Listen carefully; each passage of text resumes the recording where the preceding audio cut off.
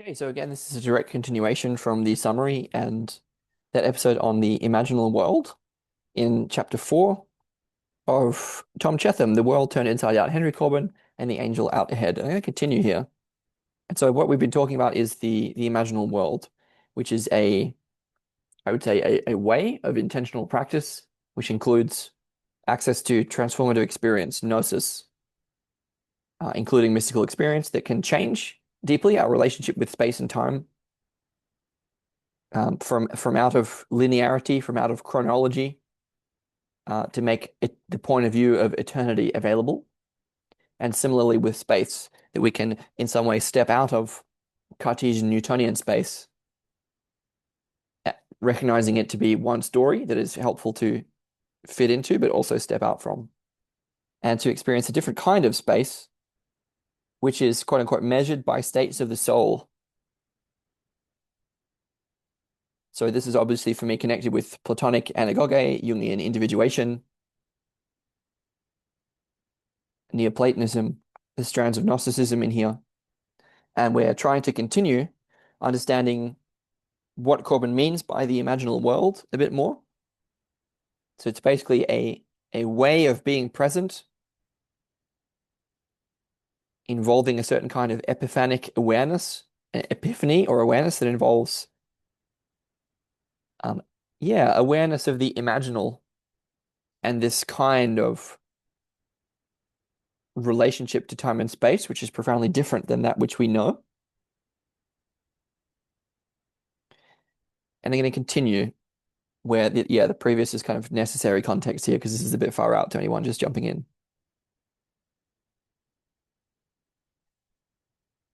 And so after arriving at the notion of the mundus imaginalis or imaginal world, alam al-mithal in Arabic in this way, Cheetham says, in his view, Corbin's view, much of the enormous philosophical merit of Surawadi lies in the fact that he was the first to attempt to provide an ontological foundation for reality.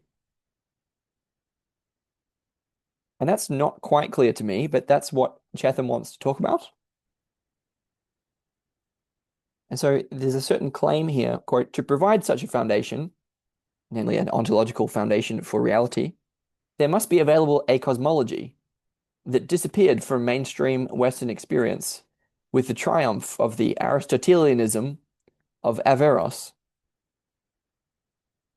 and the demise of the Neoplatonic cosmology of Avicenna, which Corbin dates to the 12th century. Okay, so there's a claim here that to make more available the sort of imaginal world of which we've been speaking, well, cosmological change is supposed to go along with that. So there's some philosophical work that Corbin feels is important. It's a little, I'm not quite sure about that because it wasn't the whole point about cultivating this capacity to move between different cosmologies. And so wouldn't constructing a particular cosmology seem to fly in the face of that? Let's try and find out. I need to briefly mention who was Averroes, who we mentioned. So this is that we did have access to this kind of cosmology that Corbin feels is important, but that it disappeared in the mainstream West. And the reason that it disappeared was the triumph of the Aristotelianism of Averroes and the demise of the Neoplatonic cosmology of Avicenna. I mentioned a bit about who Avicenna was. These names are easily Googleable, but Averroes, I'll try and find both of them. Yeah, Avicenna was born near Bukhara, west of Samarkand in modern Uzbekistan in 980 and died near Hamadhan, southwest of Tehran, in 1037. As a child, he was extraordinarily precocious and he lived a life full of public and political activity, as well as authoring 242 titles, covering the entire field of philosophy and the sciences studied at the time. So Avicenna is someone who Corbin likes a great deal, who had a quote Neoplatonic cosmology. Meanwhile, Averroes, yeah, there's Yeah, he sort of took over essentially the triumph of Aristotelianism of Averroes. So Averroes was born in Cordoba in Spain in 1126 and died in Morocco in 1198. And his Aristotelianism had a major influence on Latin scholasticism, and for a long time, Averroes and Avicenna, in poorly understood summaries, represented nearly all that the West knew of Islamic thought. In Iranian Islam, Averroes' thought had little effect. Interesting. Anyway, so the point of all that was that we lost a certain cosmology that Surawadi was, I think, attempting to push or to offer that Corbin wants to kind of recover.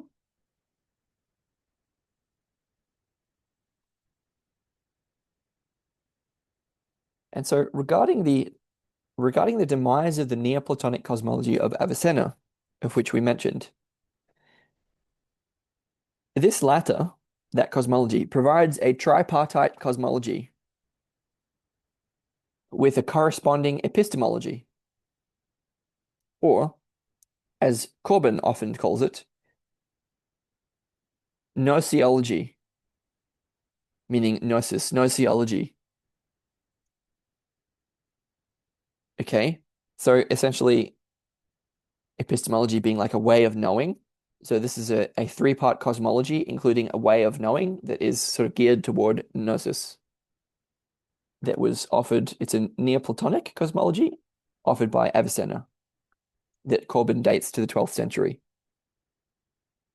And this cosmology suggests, quote, there are in truth three worlds and three sources of knowledge. In the West, we admit only two of these. On the one hand, sense perception gives us knowledge of the world of material objects, and on the other, concepts of understanding give us knowledge of the abstract laws governing these objects. Yeah. Res cogitans can know res extensa, both through Descartes. Though how this can come about, this is the mind-body problem, has been a source of extensive debate. But the knower, limited in that way, must remain forever trapped in one mode of presence. And the objects of knowledge must remain in one mode of being.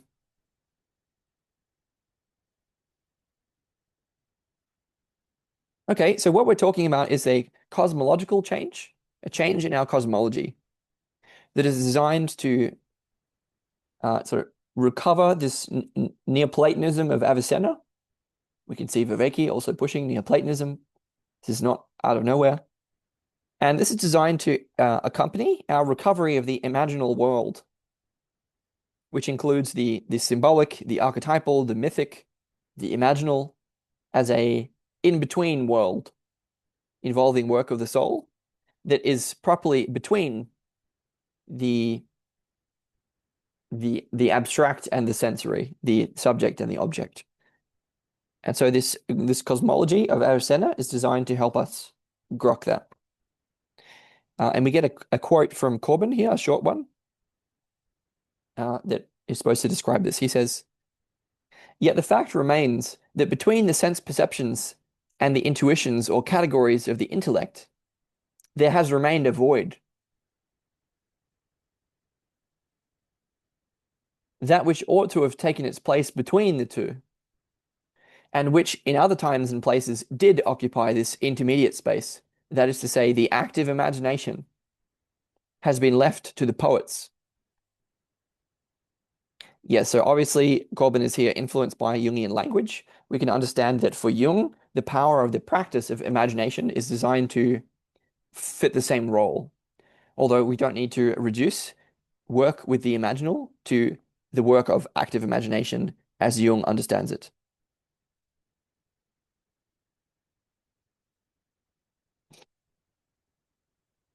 For quote from Cheetham, the cosmology that underlies the metaphysics of presence and provides the ontological foundation for this intermediate world where visionary events occur gives a privileged place to the imagination. The kind of spirituality in question here is not empty of forms. The kind of spirituality in question here is not empty of forms. So we get a quote from Corbin about that. Let's try and find out what Cheetham means. Corbin says, while we encounter in other philosophies or systems a distrust of the image, capitalized, a degradation of all that properly belongs to the imagination, the mundus imaginalis is its exaltation, because it is the link in whose absence the schema of the worlds is put out of joint. Because it is the link in whose absence the schema of the worlds is put out of joint. It's not quite clear. I think what we're wanting to say here, he's simply pointing out why the imagination is given priority here. So the imaginal world prioritizes the imagination, the symbolic, and the practices that accompany that mode. And again, the idea is that there's a quality of it going between. It has a mediating function, to put it that way.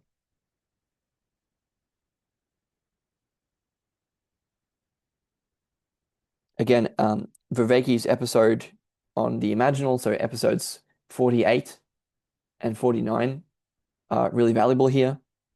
I covered those in Vervaeke's imaginal aspiration and the couple of other videos in the New Gnosis playlist.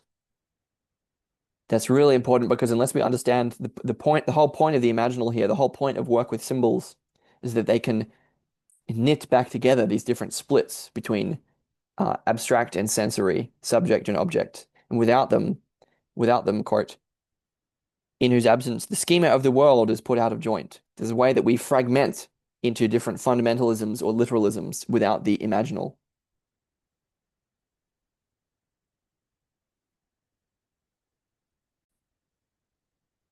Okay, so we were talking about the imaginal world and its in-between quality, mundus imaginalis, between abstract and sensory and a subject and object. And Cheetham says, page 106, this intermediary world is an interworld because it shares aspects of both the world of sensation and the world of intellectual forms. The world of the imaginal is a place, quote, where the spiritual takes body and the body becomes spiritual, a world consisting of real matter and real extension, though by comparison to sensible corruptible matter, these are subtle and immaterial.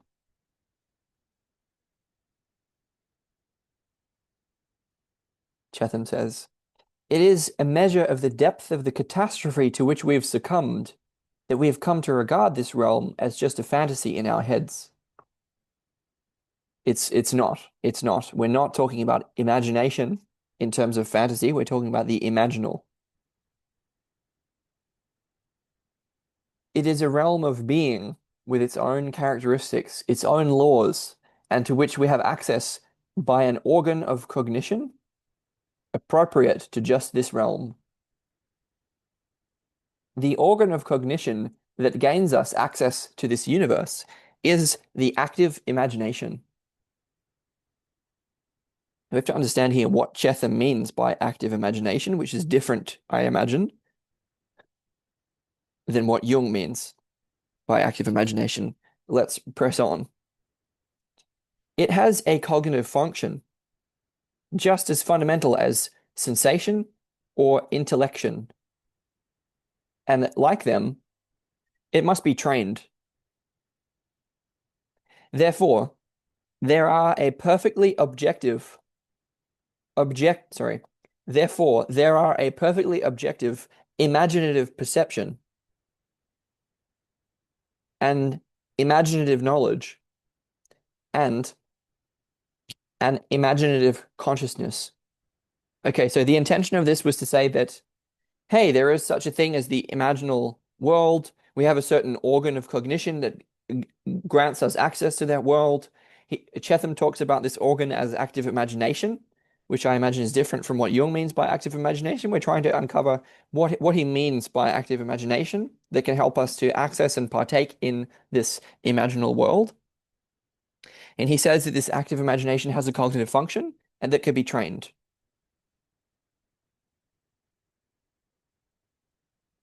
And so uh, there's a kind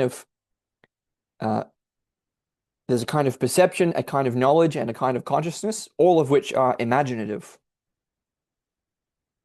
So we're trying to get specific about what he means by this. So let's keep going. He says, this is Cheetham, the import of this realm can be grasped only when we see that in the absence of the fully functional active imagination, all the phenomena of religious consciousness lose not only their meaning, but the very place of their occurrence.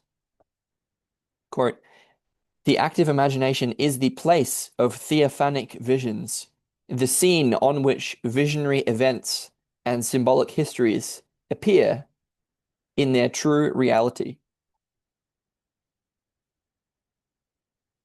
Okay, so it's a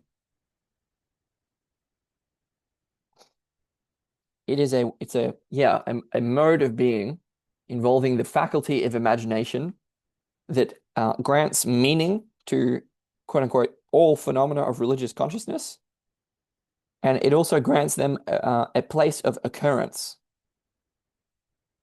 a place of theophanic visions, the scene on which visionary events and symbolic histories appear in their true reality. Quote, the symbolic function, sorry, the objective function of imagination must be accepted in order for the phenomena of religious consciousness to have any meaning. Quote, upon it depends both the validity of visionary accounts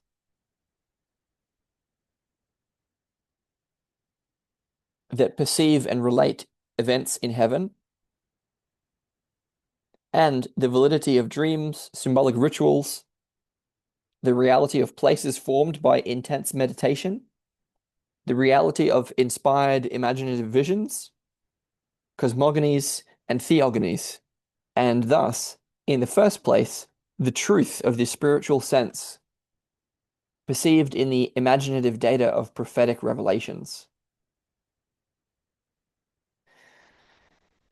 Okay, obviously that was a lot. So essentially, the reason that we've considered all of those different phenomena to be unreal is because we've been cut off from the power of our own imagination. And so by appreciating the power of the imagination in a new way and practicing with it, training with it,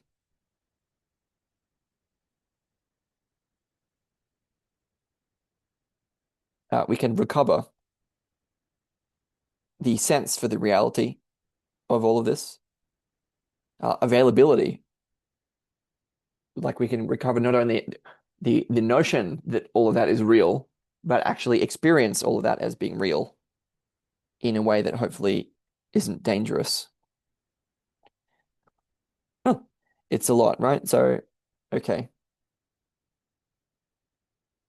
So essentially, we're talking about the virtues of the imagination. If we can recover the quote unquote objective function of imagination, then it gives these phenomena of religious consciousness meaning. Okay. Cheetham says, the cognitive function of imagination is neither passive reception nor unconstrained fantasy. It is the organ of objective transmutation of intellectual forms. The organ of objective transmutation of intellectual forms or sensible forms into symbolic forms. Wow, okay. Wow, okay, that's wild. I didn't realize that. I've talked so much in other places about bringing abstractions down into reality and bringing our sensations up into reality. And the idea is that the imagination can help us do that. So by virtue of the imagination, the imagination can transmute intellectual forms down into symbol, and the imagination can transmute the objective things, the material, up into symbol.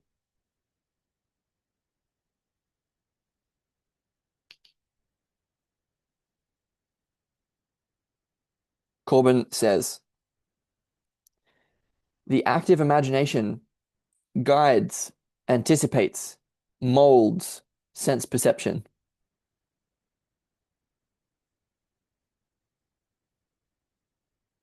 That is why it transmutes sensory data into symbols. The burning bush is only a brushwood fire if it is merely perceived by the sensory organs. In order that Moses may perceive the burning bush and hear the voice calling him from the right side of the valley, in short, in order that there may be a theophany, an organ of trans-sensory perception is needed. Okay. Again, I would connect that through Peterson's episodes in Personality and Its Transformations 2017, in which he's talking about Heidegger, he's talking about Medard Boss and is it Erwin Binswanger? Ludwig Binswanger, excuse me. These are existential phenomenologists. He uses this to talk about the primacy of meaning, right? The way that meaning comes first, comes before the objective properties of something. For example, if you place a baby on a glass ledge, it sees a falling off place. It doesn't see um, a bench. It sees somewhere to fall off. It sees the meaning of the thing first. I mean, this is example with babies is a pretty good one. Like, babies are always saying, or toddlers always saying, "What is that? What is that? What is that? What is that?" They see, in a sense, like imagine that a mouse runs across the room. Well, the baby looks immediately to its mother, and the mother reacts, and the baby understands, oh, this is something to be afraid of, or not something to worry about. Before it understands that it's a mouse in an objective and sensory way. So meaning comes first, and this is equivalent. This is the idea of saying, hey, the imagination is has a kind of ontological primacy or priority. The idea being that this is not something that we add on. This is not something that we invent or construct. This is something that we are already doing, that we do not realize that we are doing. So the idea is to be more conscious, more intentional of the way in which we are already imagining, to, I would say, more deeply recover, amnesis, remember the organ of meaning making, the organ of theophany. Quote, entry into this world, that is the imaginal world, is dependent upon the transmutation of the soul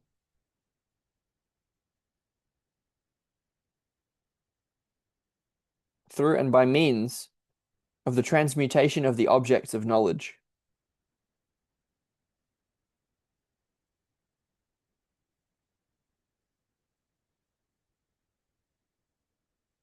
It is the mediating function of active imagination that couples the two realms of what would otherwise be the subjective and the objective.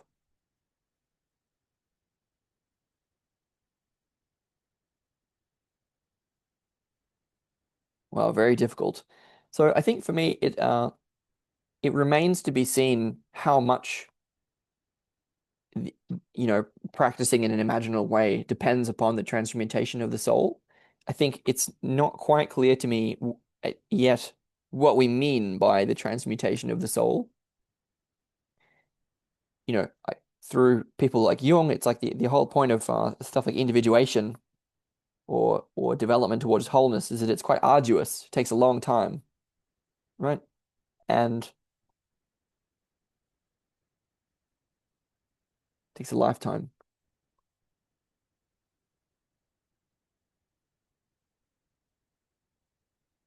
And so the question is, we would have to start getting specific. What do we mean by imaginal practice? How is it true?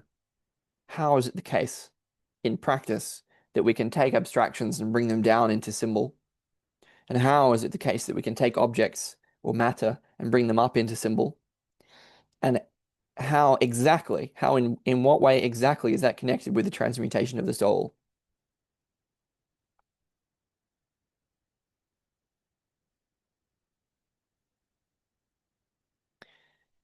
As Cheetham says, it is the mediating function of active imagination that couples the two realms of what would otherwise be the subjective and the objective.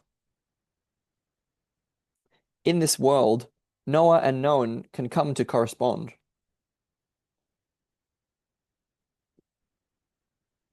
Without this world, they remain divided. It is here that the connection must be made between thought and being.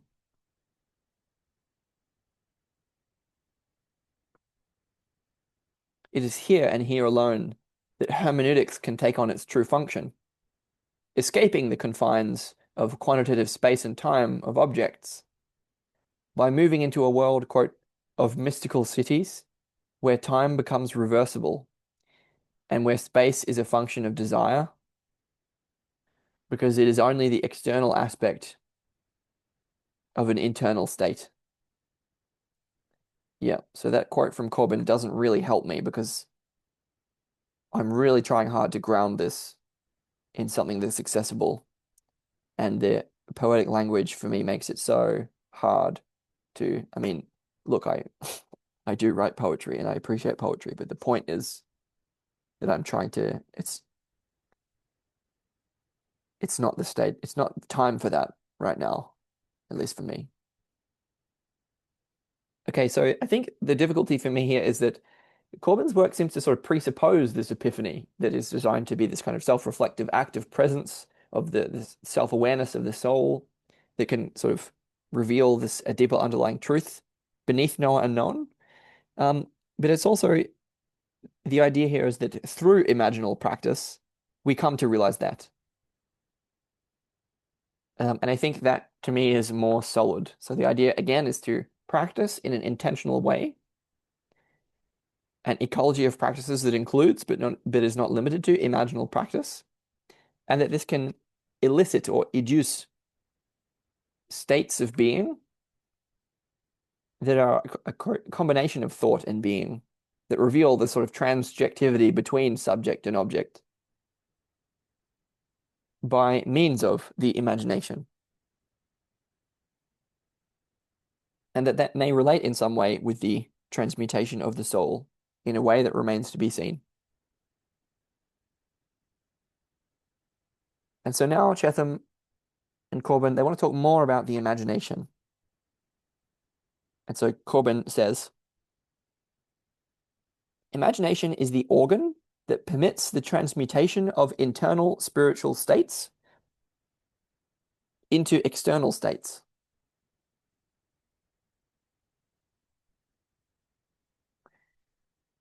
Into visionary events, symbolizing with those internal states.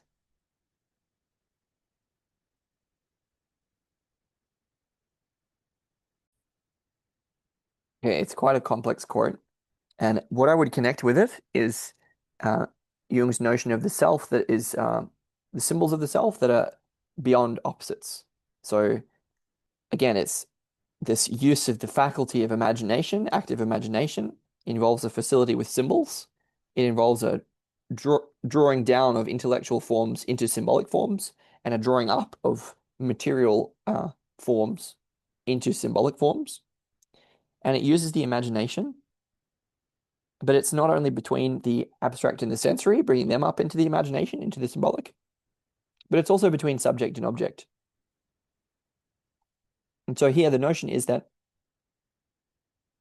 that which is internal, quote unquote, internal, can become external in a certain way, visible or explicit, and vice versa. So there's some kind of correspondence, not only between subject and object, but between internal and external. I'm going to read the quote that pertains to that from Corbin, which is difficult. And it says, imagination is the organ that permits the transmutation of internal spiritual states into external states, into visionary events symbolizing with those internal states. It can perceive concrete things whose existence, as it is actualized in its knowledge and in its imagination, constitutes eo ipso the very form of concrete existence of those things. In other words, consciousness and its object are here ontologically inseparable. So for me, that said what I was trying to say in a far more difficult way. So again, the key point being that consciousness and its object are here ontologically inseparable, and that this has to do with the function of the organ of the imagination. Let's continue. Trying to get to 122 today, and I'm on 108. It's probably going to be in two parts. So Cheetham says, we're talking about the imagination here, the faculty of the imagination, and he says, this is the realm of the imaginatio vera of Paracelsus, the realm of subtle bodies, transcending the limitations of the physical.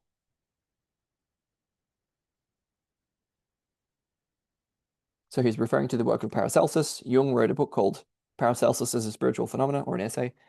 And Paracelsus has this notion of the imaginatio vera, which is quote unquote a realm of subtle bodies transcending the limitations of the physical. Okay, so similar, so it's kind of by analogy. And then Cheetham says, Corbin follows Mullah Sadra Shirazi, the great 16th century Shiite theosopher, one of the preeminent Platonists of Persia, in holding that the imagination in us is a spiritual faculty independent of the physical organism and consequently surviving it. Okay, so it's a claim that the imagination is a spiritual faculty that in some way survives death. Cheetham says, the world of the imaginal is limitless, and to acknowledge its reality changes the face of everything. I don't see how it can be limitless, but anyway, we'll just keep going. It requires a view of phenomenology very different from that of Husserl and of Heidegger as well. Corbin says, to say that the imagination, or love, or sympathy, or any other sentiment, induces knowledge, and knowledge of an object which is proper to it, no longer smacks of paradox. Still, once the full noetic value of the imagination is admitted, it may be advisable to free the intentions of the imagination from the parentheses in which a purely phenomenological interpretation encloses them.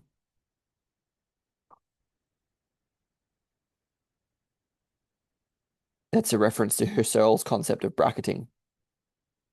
Okay, so I'm going to, again, leave Corbin here a bit. I mean, I could see why Cheetham found it necessary to write this book, because Corbin is difficult. And so essentially just what that quote was about was saying that the imagination involves a practice of phenomenology in a certain way that is different from that conceived by Husserl and Heidegger.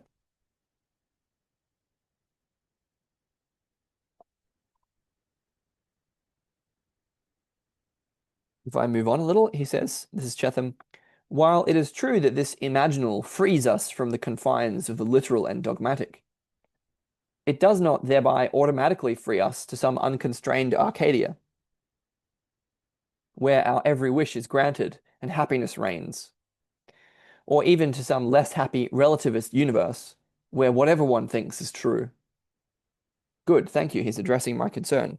Just before he said the imaginal world is limitless, and now he's saying it doesn't mean it's unconstrained. So it seems like a contradiction to me, but anyway, there are some constraints. So let's try and explore what he means by that. And he says, in the modern world, where we're used to thinking in terms of spirit and matter dualisms, it's common to hear that the opposition between realists and idealists conforms to something like the distinction between engineers, politicians, economists, and businessmen, on the one hand, and artists, humanists, or poets on the other.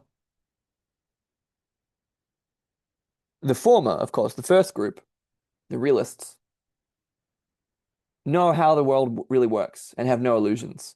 But the latter, the artists and the poets, can think or write whatever they feel and somehow have whatever value they do because they can express their emotions so well.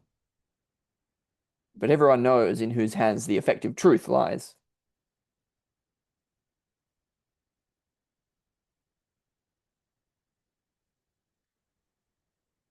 Okay, so again, this is the sort of, we see that this spirit matter division manifests sort of in terms of our personalities, the types of people that we see. And this is sort of expressed since the Enlightenment in this split between the scientists and the romanticists.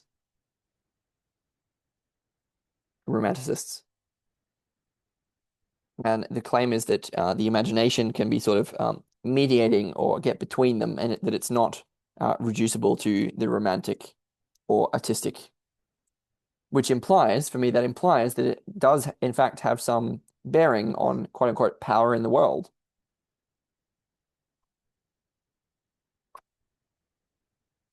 Cheetham says, we must not misunderstand Corbin here. This is no toy cosmology. The power of the imagination is enormous, more fateful even than the powers of rational or sensible cognition, since this power is creative too, but not of things independent of the knower.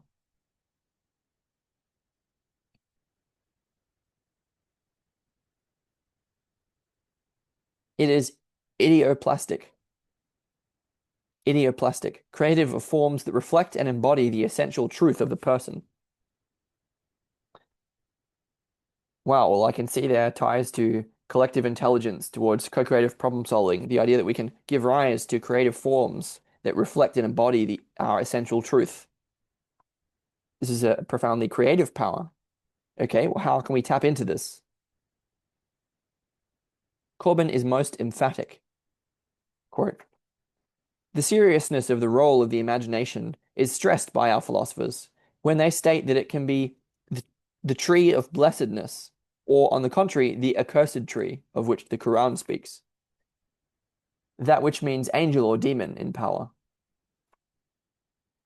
The imaginary can be innocuous, the imaginal never can be so. Okay, so it seems like a consequential realm that is not innocuous, but is quote unquote seriousness. It has a serious role. All right, and then Cheetham says, it's worth quoting Mullah Sadra, who again was a great 16th century Shiite theosopher, and who says, of all the realities that man sees and contemplates in the world beyond, those which delight, like huris, castles, gardens, green vegetation, and streams of running water, as well as their opposites, the horrifying kinds of which hell is composed. None of these is extrinsic to him, to the very essence of his soul. None is distinct or separated from his own act of existing. So this is a way of understanding that the imagination is kind of that which connects the very essence of our own soul with all the worlds or realities that we see and contemplate, whether heavenly or hellish.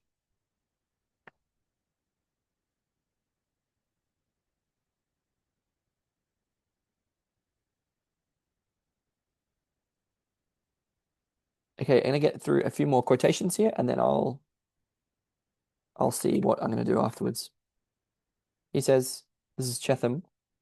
We're still talking about the imagination and its significance to Corbin, why he feels it's so important, its sort of dual nature. And he says, it is clearly of the utmost importance for the individual soul to understand the power of this faculty and to learn to exercise it in accordance with the laws of the intellect, and not according to that rationality that is wholly blind to the autonomy of the imagination. Anyway,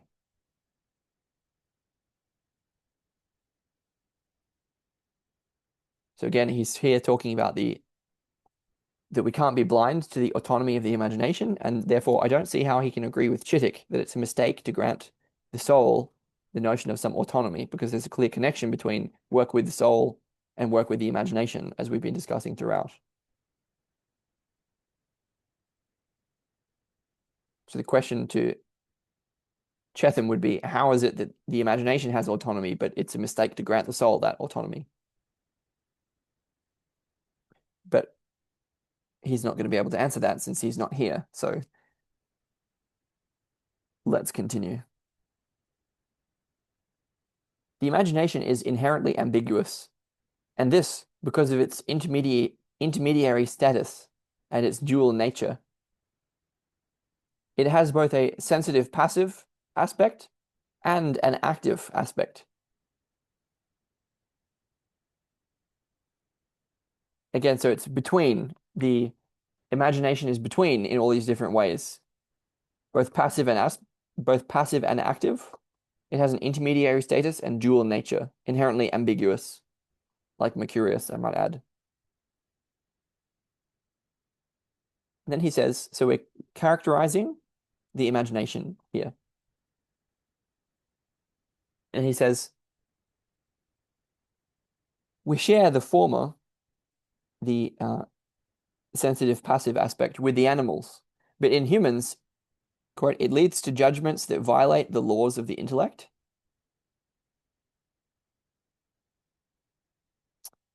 Reduced to this level, the active imagination is only able to produce the fantastic, the imaginary, the unreal, or even the absurd.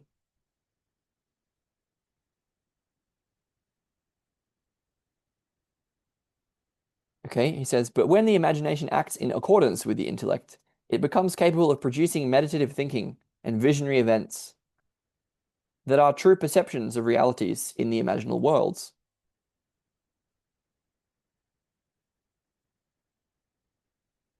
Okay, so it seems to be that the faculty of the imagination is in some way able to conduct us between both, the intellect and the sensation, and both active and passive, and that it shouldn't be reduced to sort of the rational or the intellect, because then its products are only able to produce the fantastic or the unreal or the absurd in some way.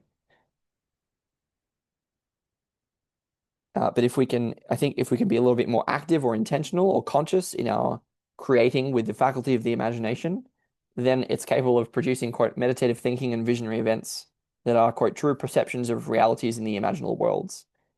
So again, I think there's a great risk here of sort of being distracted by all of this. Again, it's a sort of Gnostic escape, it seems to me would be the risk.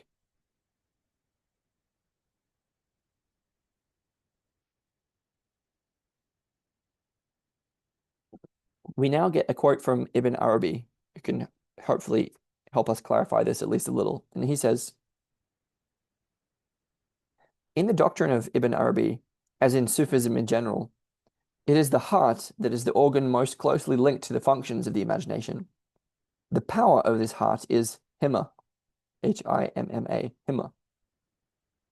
Quote, a word whose content is perhaps best suggested by the Greek word enthymesis,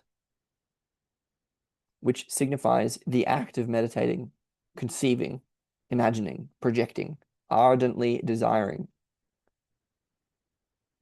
In other words, of having something present in the thymos, which is vital force, soul, heart, intention, thought, desire. It is the force of an intention so powerful as to project and realize or essentiate a being, to project and realize a being external to the being who conceives the intention.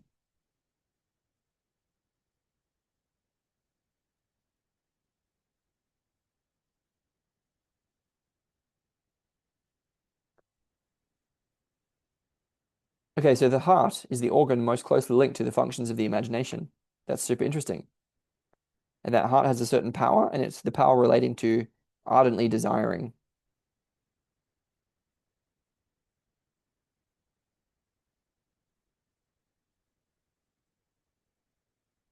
Having intention, having desire.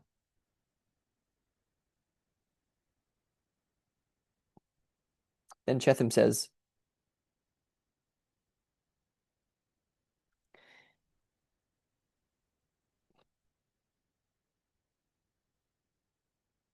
The representational, estimatory, or calculative faculty, known as WHAM, W-H-A, sorry, W-A-H-M, which I guess is Arabic. Sorry for laughing, but that's so funny. The representational, estimatory, or calculative faculty, or WHAM, is common to all men, and the imagination creates perfectly real images, which are, however, not separable from the subject. So there's kind of internal imagery. It's internal representation. Okay. But then he says, for the Gnostic, however, the force of Hima is capable of creating objects and producing changes in the outside world, quote, which are only visible to other mystics. Hmm.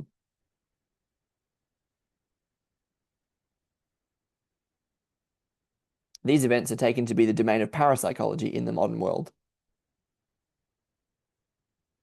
Okay, so there's a claim that such imagination can externalize in some way, can is that the power of the heart, the power of Hima, this ardently desiring, can be to create objects or produce changes quite in the outside world, but then that's qualified that these changes are only visible to other mystics, and this is understood as parapsychology. So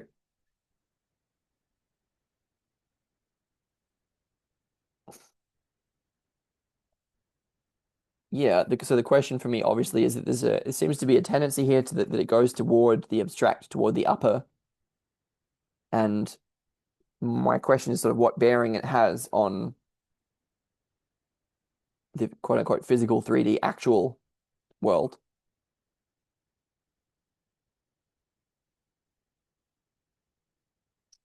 which for me feels tied to its relevance. Cheetham says, and it is by means of the power of the imaginatio vera, that was from Paracelsus, or the imagination, that the subtle body of each of us is formed and has its place. Okay, so in some way, the power of this imagination is connected with the subtle body in its formation and place. And he says, this body of light is the essential person. Okay, he says, this is now we get a quote from Corbin. Its substance derives from all the soul's movements. That is to say, from its habits and ways of being, its affections and behavior, knowledge and wishes, aspirations, emotions, nostalgias, and ardent desires. It is the body that the soul itself has formed and acquired for itself. It may be a body of dazzling light or of darkened light, a garden among the gardens of paradise, or a pit among the pits of hell. Okay, so it's supposedly that the movements of the soul construct and influence this subtle body around us in some way. Again, my question is, isn't this a completely different topic?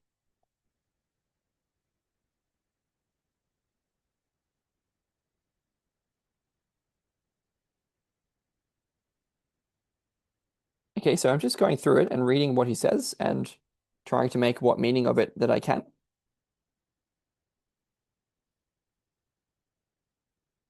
And I'm going to come back to the second half of the rest of the chapter, but I need to do a little bit more to try to tie something together here. He says, the modern world is unbalanced because although these means of cognition still exist in us, we are largely unconscious of them, and we are at their mercies.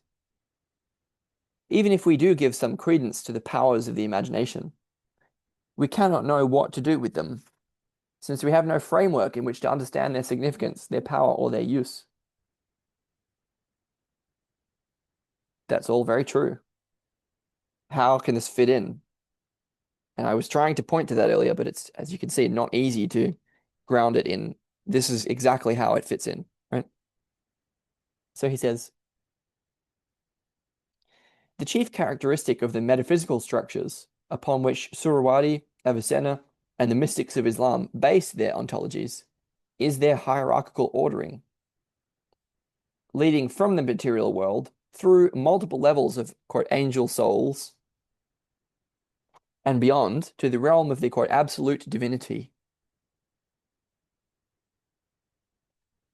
In all these schemes, a divine progression of creative, quote, presences couples cosmology, angelology, and anthropology into an indivisible unity. Okay, so it's connected here with. So we're talking about the function of the imaginal, and in terms of the faculty of imagination and its mediating and ambiguous intermediary status, and its power to work with both abstractions and with material sensations, material objects. And we're talking about how the imagination can sort of transmute that which is internal into that which is external, and sort of bring these internal sort of imaginary representations into life, into reality. This may be connected with both the subtle body and with parapsychology in a way that I find has questionable relevance.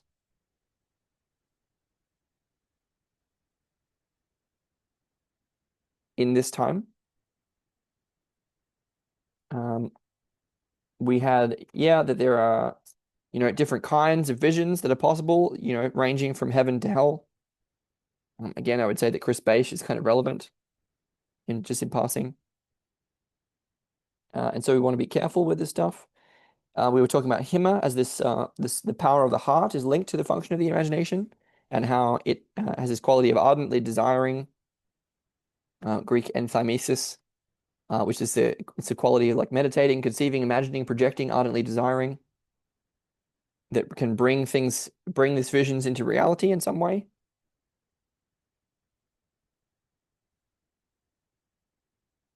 And so yes, and in the modern world, we really don't know what to do with the imagination. We don't notice that that it's a very powerful faculty that we have, that it is unconsciously influencing us in many different ways.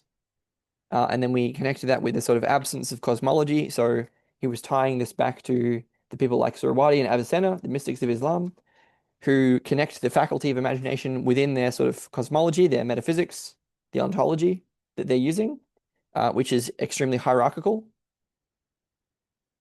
And they sort of, it leads through from the material world, through multiple levels of angel souls and beyond to the realm of the absolute divinity. And so there's this sort of combination of diversity and unity that the imaginal is capable of mediating in some way, at least in those traditions.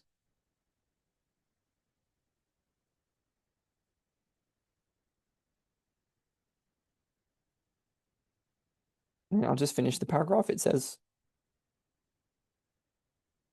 in all these schemes, a divine progression of creative presences couples cosmology, angelology, and anthropology into an indivisible unity. In order to understand the significance and the place of the mundus imaginalis and of the imagination in Islamic thought and in the work of Corbin, we must understand these metaphysical structures. Okay, so next time I'm going to come back from page 112 and talk about the cosmologies of Avicenna and Surawadi. And so this has been about the faculty of the imagination, and it was extremely difficult to get through. Okay.